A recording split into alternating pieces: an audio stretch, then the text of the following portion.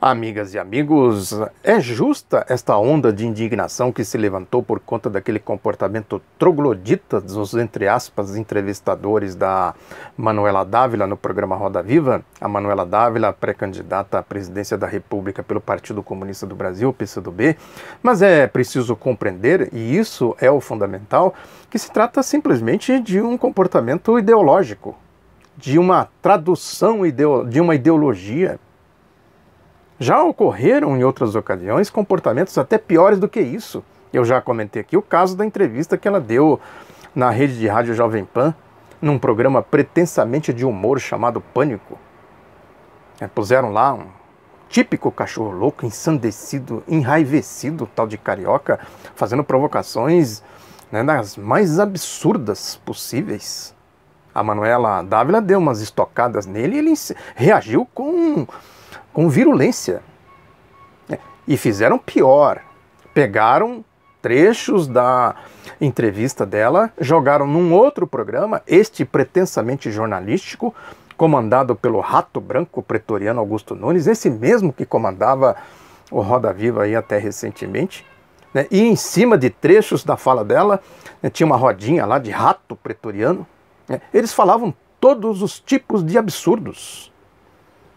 Racismo, machismo, fascismo. A gente acredita porque está ouvindo.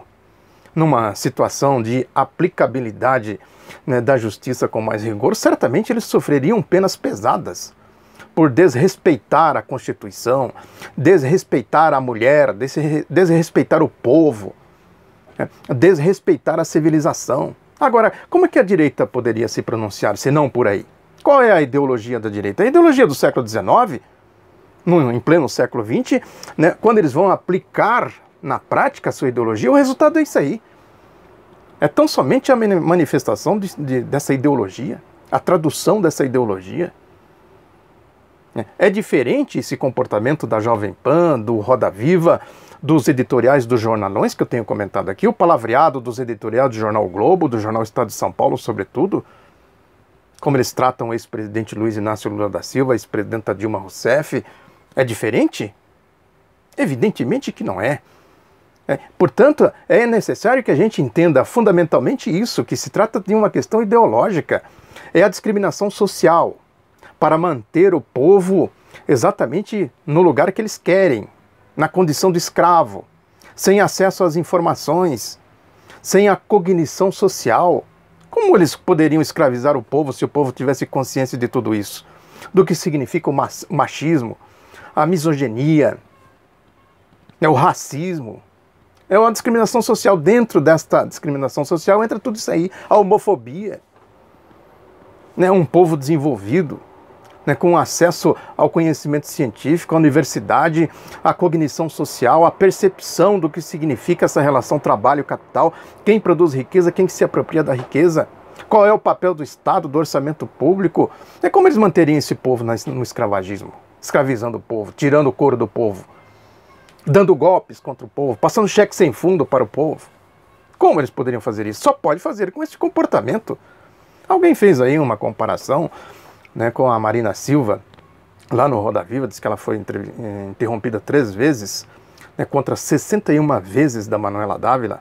A Folha de São Paulo fez aí um levantamento e diz que ela foi interrompida pelo menos 40 vezes, no critério da Folha, mas toda vez que ela foi atravessada, Manuela Dávila, atravessada, interrompida, provocada, isso na soma deu 61 vezes, contra 3 vezes da Marina Silva. Por quê? Olha aí a questão ideológica.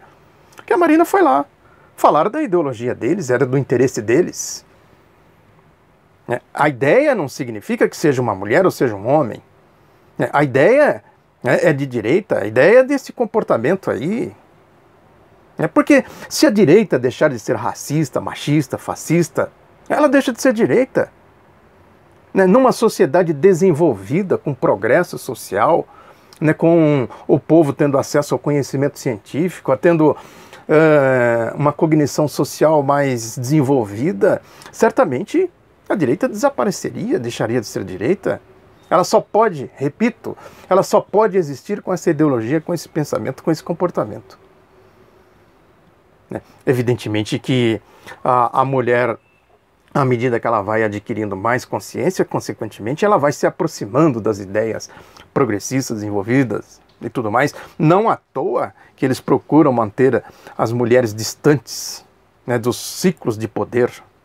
É só observar aí. A mesma coisa, a mesma regra se aplica para os negros. Né? Por que eles mantêm os negros distantes dos círculos do poder, das instâncias de decisão? Essa questão das cotas aí, por exemplo, essa campanha virulenta, ideológica, né, tem um sentido. É importante a gente compreender tudo isso. Essa é a questão fundamental. Esses engomadinhos, filhos de papai que nunca bateram o cartão, né, que não sabe o que é puxar uma enxada, que é carregar uma lata d'água na cabeça, né, que não tem consciência do que significa a ética do povo. E para eles a ética é isso aí, né? É o povo trabalhando, né, do berço à cova, como se diz, submetido às piores condições, né, sociais, as condições desumanas que a gente vê aí, né? Essas questões todas, os universos do povo, dessa elite, da direita, essa é a questão fundamental para a gente compreender e entender tudo isso. Aí eles, evidentemente que aí também tem um outro ponto fundamental, que é compreender as manipulações políticas e ideológicas. Esse regime escravagista, né, que tem essas características hoje de neoliberalismo, é que não existe mais capitalismo sem ser neoliberal. E, consequentemente, tem todos os traços do fascismo. Porque é isso, pelas leis do capitalismo, ele vai naturalmente se encaminhando para o fascismo. E que é o neoliberalismo de hoje. Né? Portanto, a lógica é essa, o sentido é esse. E aí eles assumem esse linguajar que é o regime da democracia, dos direitos humanos, essas coisas todas que a gente vê aí. É como eles poderiam manter a sua dominação se não pela manipulação desses conceitos? O povo olha para isso aí é democracia, isso aí são direitos humanos. Eu sem emprego, morando aí nas periferias sem nenhuma infraestrutura, nos sertões do país. Isso é democracia, isso é direitos humanos. Quando o povo começa a abrir os olhos para essas realidades, eles reagem como eles reagiram contra o ex-presidente Lula. Com essa prisão bestial, infame. Né? A mesma lógica que a gente vê nessas questões aí das crises migratórias. Estão lá, nessa semana, por exemplo, lá na União Europeia, estão debatendo um projeto que chama de campos de retenção de imigrantes nos países às portas da União Europeia. Campo de concentração. Os imigrantes que tentam chegar lá, eles jogam nesses campos aí para conter as ondas migratórias. Agora não vão na essência da questão. O que é que está por trás de tudo isso? Olha aí, a questão do regime, da ideologia que eu falo sempre aqui. A gente viu o tratamento das crianças, com as crianças lá na fronteira dos Estados Unidos com o México.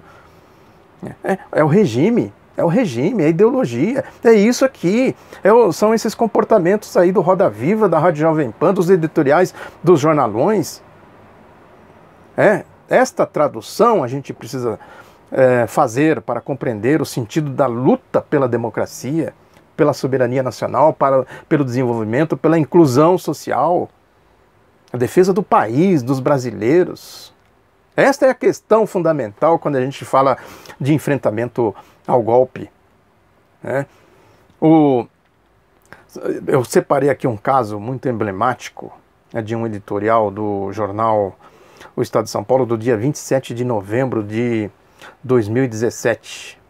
Que o título é O Show de Dilma. É inacreditável o que está escrito aqui. Eu vou ler literalmente, na abertura do editorial. Ao trocar o termo workaholic, que significa obsessão pelo trabalho, por uma expressão que poderia ser traduzida como trabalho alcoolizado, Dilma, talvez involuntariamente, fez o melhor resumo de sua passagem pela presidência da República. Está escrito. Trabalho alcoolizado. Aqui, ó. A comprovação material de tudo isso que eu estou falando aqui. O comportamento do Tribunal Moro, o do Tribunal Lava Jato, né? Também é na mesma linha da depravação, na mesma linha desse comportamento troglodita. Tem um caso aí, né, o mesmo PCdoB, da Manuela Dávila, né, que pediu que o ministro Marco Aurélio Mello, do Supremo Tribunal Federal, conceda liminar, tornando sem efeito qualquer decisão que permita a execução provisória automática da pena. Esse é um debate muito interessante né, sobre essa questão toda aí, que está lá no STF. Foi o caso aí da soltura do José Dirceu, né? Foi exatamente esse debate, ainda na questão do pedido da liminar pelo PCdoB, né? Tem uma argumentação interessante que o pedido foi apresentado diante da demora da ministra Carmen Lúcia em colocar em pauta o pedido da liminar de ação declaratória de constitucionalidade apresentada em abril. Olha o Tribunal Moro, como ele funciona.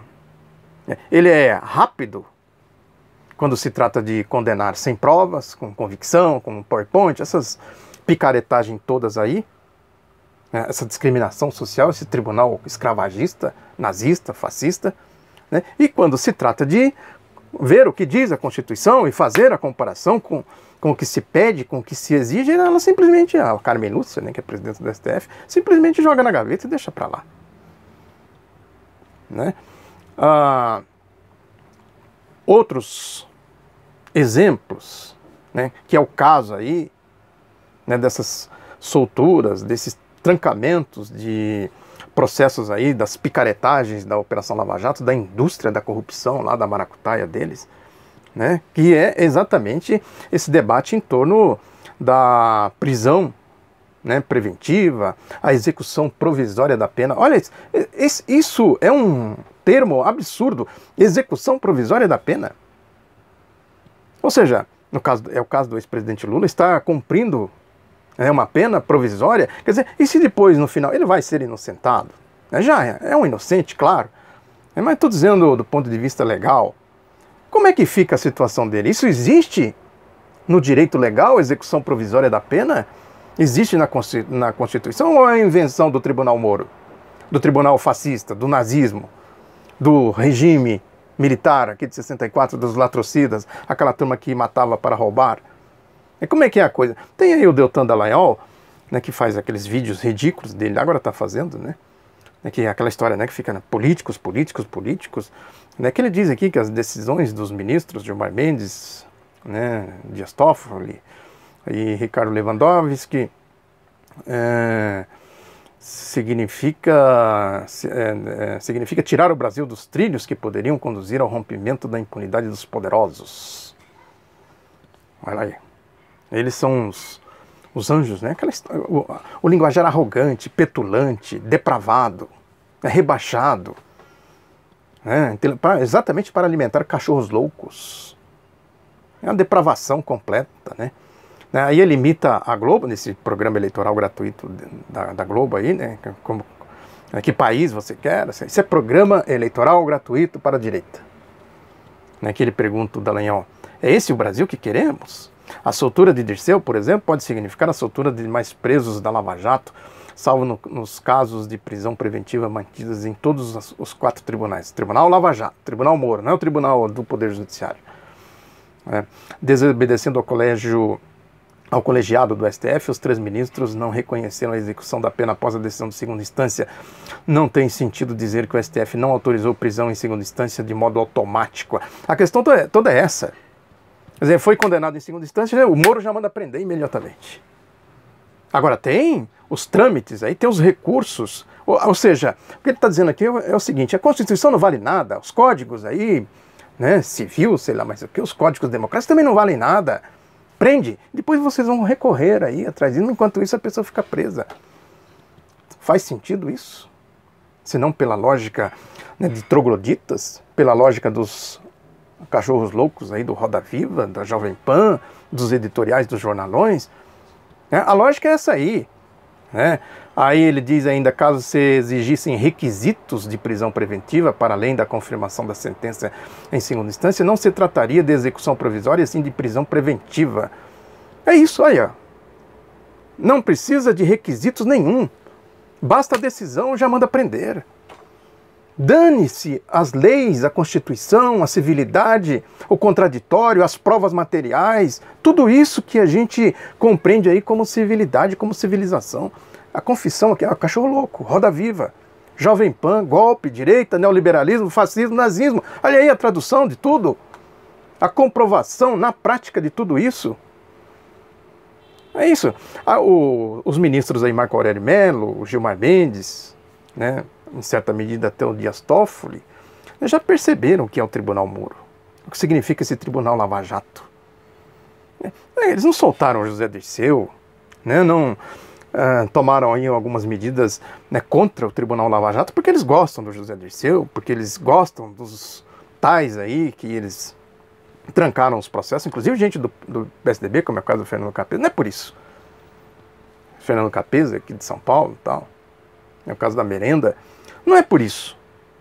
É porque eles estão percebendo que é um tribunal fascista.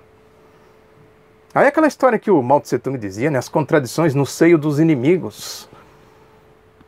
E a gente vai ficar fechando os olhos para essa realidade, para essa questão. Infelizmente, setores aí da esquerda não compreendem isso. As fraturas, as fissuras. Isso significa enfraquecer o Tribunal Moro, o Tribunal Lava Jato. Tudo que enfraquece o inimigo principal que está nos atacando, que está nos afrontando, que está afrontando a democracia, o povo, né, certamente está jogando água no nosso moinho.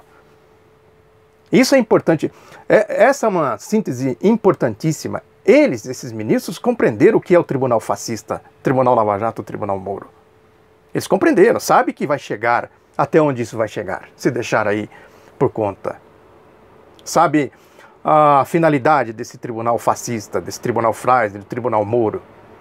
Né? Se sabem, por que a gente não procura saber também o que isso significa?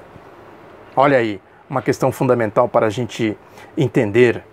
Tem vários casos aí, está na mídia, né, que comprovam isso. Ontem, na terça-feira, né, eles deram um exemplo desta compreensão. Tem até o caso aí desse Marcelo Miller, né, que é o procurador aí da Globo, né, junto com o parlapatão Rodrigo Janot. Aquela história que eu comentei muito aqui, que a Globo tentou dar um golpe no Temer, e tomou um drible do Temer. Né? Agora apareceu aí a sujeira toda. Agora a Globo toca no assunto? O jornal o Globo toca no assunto? Alguém fala do real significado dessa sujeira que apareceu aí? A Folha tem um editorial hoje que é politicagem pura, né, que diz aqui que os atingidos pela delação do Grupo Globo, do parlapatão Rodrigo Janot e desse picareta aqui Marcelo Miller, diz que acreditam que isso poderia contaminar provas apresentadas contra eles, os políticos, são os políticos, e assim ajudá-los a escapar do acerto de contas com a justiça. Quem tem que acertar contas com a justiça antes dos políticos? Os políticos aqui, no caso, a gente sabe quem é, o Temer, o Aécio, essa turma toda aí. Sabe, são diferentes os políticos dos picaretas do Poder Judiciário, como esses aqui?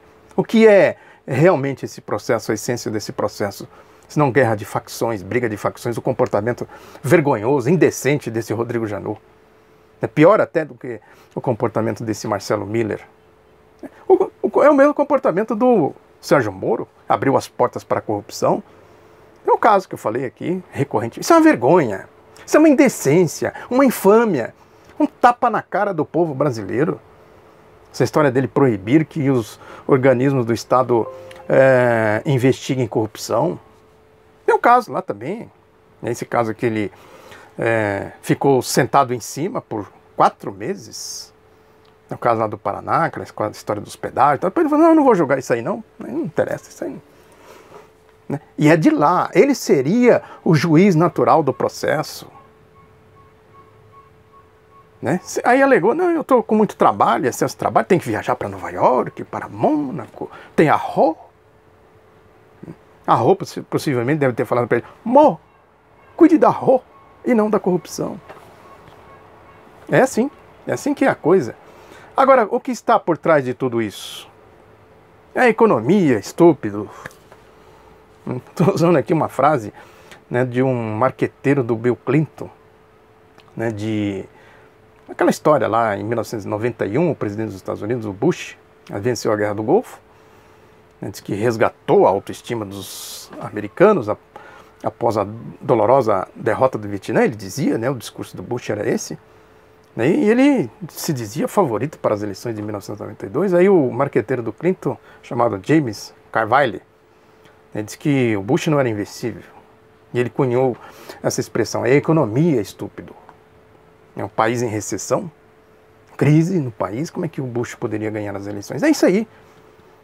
Parafraseando ele, é isso aí, a economia, estúpido. Tem um caso muito concreto, né, o jornal Valor Econômico fez um debate aí com os economistas dos pré-candidatos, alguns, né? Alguns.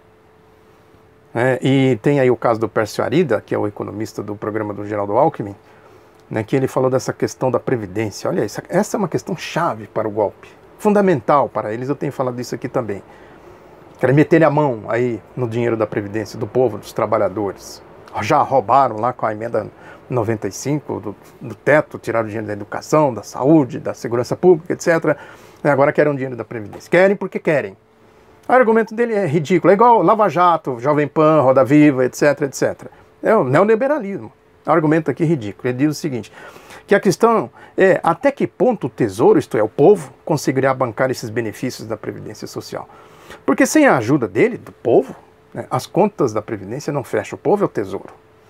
Não fecham porque o pagamento de benefícios supera em muito a arrecadação de contribuições. Cedo ou tarde teremos de enfrentar a questão, ou continuaremos tirando recursos de outras áreas para pagar aposentados e pensionistas. Agora, o dinheiro da ciranda financeira vem de onde? O restante do orçamento público é financiado por quem? Se não pelo Tesouro, pelo povo. Por que o povo tem que financiar todo o orçamento e quase metade do orçamento vai para eles, nessa farra financeira do projeto neoliberal, da turma da bufunfa do dinheiro, né? E não pode ir uma parte para os aposentados e pensionistas? Olha a lógica de classe, ideológica. Quer dizer, o Tesouro pode financiar tudo. Agora não pode financiar aposentados e pensionistas. É isso que eu falo sempre aqui. Pegue o que era o Brasil quando foi instituída a Previdência Social, como o PIB evoluiu, o Produto Interno Bruto, qual foi a produtividade, a riqueza, o crescimento da riqueza. Calcula tudo isso. Quem produz riquezas não é a quantidade de pessoas produzindo riquezas, é a quantidade de riquezas produzidas. Isso chama-se produtividade, criação de valor, geração de valor. Pega esse bolo todo de riqueza do país e como se distribui isso. A Previdência ela foi criada com esse conceito. Por isso se chama Previdência Social. Agora aí, ó, a economia, estúpido. É isso. Muito obrigado pela atenção. Divulgue o Outro Lado da Notícia. Um abraço e até a próxima.